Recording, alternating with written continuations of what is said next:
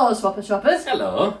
Now, usually, when it comes to a weekend, which is when we're filming this, we'd have a nice bacon butty. I do love a bacon butty. Can't go wrong with a bacon butty. We'd usually have just normal bacon, back bacon, smoked bacon, a couple of fried eggs maybe, bit of ketchup on some just plain Warburton's bread or something.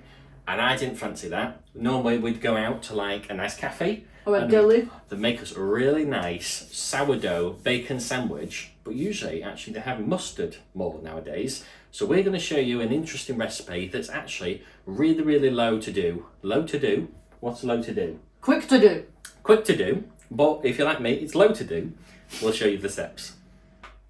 Right, so first we'll start with the bacon. We've got this British dry cured back bacon, smoked as Adam said, because that's what we like. Ours is from Tesco, but you can get whatever bacon you do fancy. So let's get that open up. The smoked one is the best. I'm sorry viewers, if you prefer unsmoked, you are unfortunately wrong. Let us know in the comments down below what your preference of smoked or unsmoked bacon is. That's open. We've preheated a pan, nice and hot.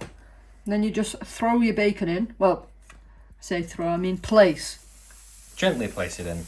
Try and use a wide pan and put it on medium heat. Don't want it too hot because you'll end up burning the bacon.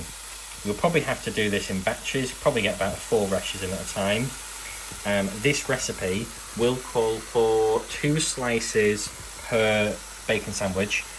So of course, if you want just 2 sandwich slices, like the recipe suggests, then just stop with this amount for 2 people. But of course, we're going to add the full amount because we're really, really hungry. So just keep that in mind for calorie-wise as well. So we're not counting the calories specifically here, but we are just making it to be as tasty as possible. So follow along if you like it. Right, so Elle, why are we going for the low and slow approach with the bacon? Why aren't we just grilling this at a super high heat? So we get it nice and crispy, but not burn. Not burn. Yeah, I think if anything, the more it kind of sits in its own juices, the more the smell kind of gets stronger, which means obviously the taste is going to be even better because it's going to be a lot more, it's not caramelized, is it? What do you call it? There's like a reaction that the bacon has. Enzymic browning, that's what it's called. Enzymic browning. So yeah, you're looking for that. Just basically follow the recipe online at swappershoppers.co.uk. But you essentially turn it every couple of minutes and it will take about 8 minutes because you wanted it extra crispy. I can't stand it when people have soggy bacon. So if you do want it ultra low calorie, you can make sure to snip the excess fat. Of course, that's what we call for in the recipes because ultimately if you're trying to make this as healthy as possible but also as tasty, you know, the fat does have the flavour, but, you know, you've got to make a sacrifice somewhere. We're just going to keep it on because we're actually having this for our lunch today and that's a personal choice we're making. Right, so it's all browned now. All nice and crispy. We added the extra bacon that we've cooked in the second batch. We have added a little bit of oil as well, just to stop it sticking on the pan. It makes it extra crispy. Right, so I'd say that's ready. So just put it on some kitchen paper or kitchen towel, whatever you want to call it. Oh, look how good that looks. And that's just to drain off the excess oil and fat. Yeah, because if you put that straight into your bacon sandwich, it's just going to be so greasy. And all soggy. So hungry now. Right, so we're now going to toast the bread. We've just given the pan a quick rinse. We're going to use the same pan as before to keep that flavour. So on a low heat, toasting the bread on both sides. Both sides, yeah. Just turn it over when you feel it's golden.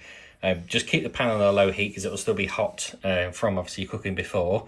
I haven't completely rinsed out the pan. There is still a little bit of flavour left in the pan, but of course try to avoid any like burnt bits or anything of the bacon itself. Try not to do this Try not to do this process too fast, viewers, and try and get your teeth back in as well. If you're anything like me, this process will take a while, but it's going to be better. You could do it in the grill if you wanted to. If you want to do multiple things at once, or the toaster. Or the toaster. Ours doesn't fit in the toaster though because this sourdough bread is huge. So we're just going to get this toasted off and we'll show you what it looks like.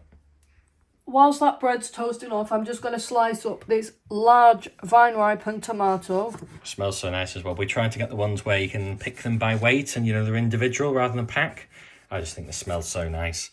Now, you're not going to need much. The size of tomato slices that you want, it's personal preference as well. We're just going to go a couple of quite thick slices.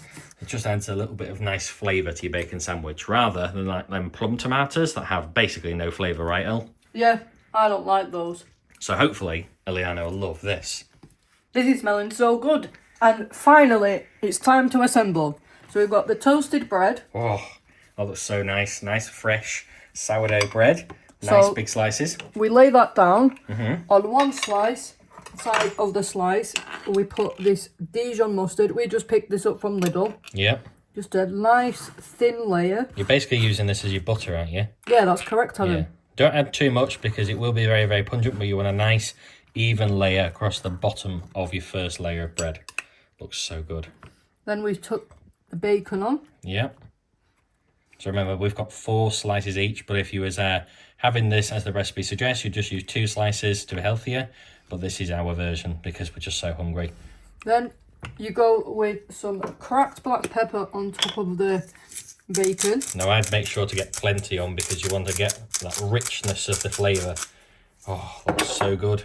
Then you got with the tomatoes that we sliced earlier. So 3 slices each, yeah? And then you top with your bread.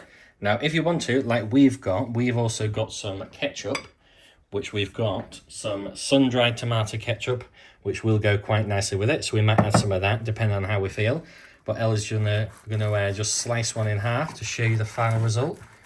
So this is all fresh and healthy. Elle, it's falling apart. So crispy that bread. It's falling apart. That's right, show me a cross-section. Let's have a look. There we go, viewers. Oh, that looks so nice, so fresh as well. Show me the other side. Yeah.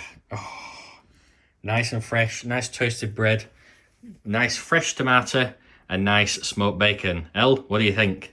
It smells so good. I can't wait to just have a bite and see what it tastes like. Oh, right, have a bite then. Oh, I can hear the crispiness of it. Yeah?